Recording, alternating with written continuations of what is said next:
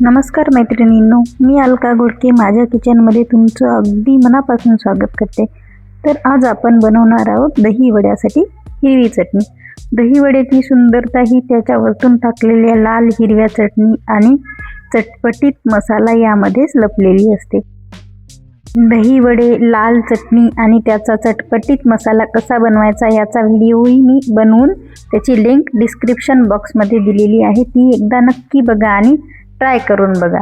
चला तर आपण आता हिरवी चटणी बनवायला सुरुवात करूया।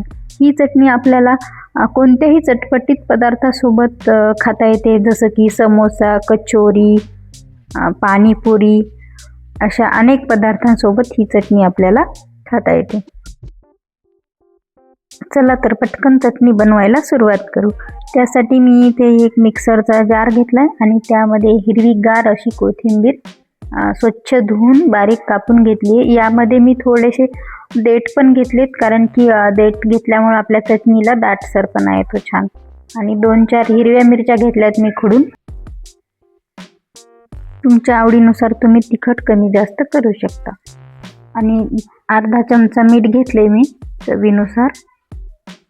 यानंतर आपल्याला त्याच चमच्यानं 1 चमचा पिठी साखर घ्यायची। पिठी साखर घेतली म्हणजे आपल्या चटणीला गोडसर अशी चटपटी छान चव येते।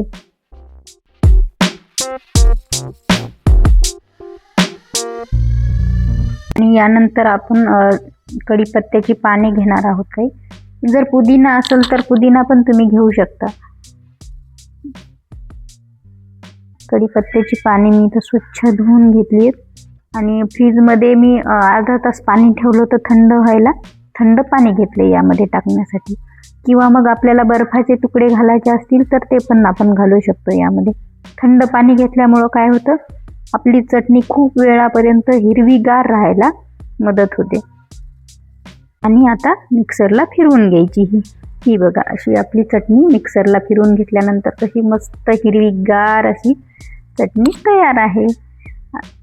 ही मी आता एका वाटीमध्ये काढून घेतली। या चटणीमध्ये आपल्याला कुठल्याही प्रकारची फोडणी तडका घालायचा नाहीये, अशीच प्लेन चटणी आपल्याला ठेवून द्यायची।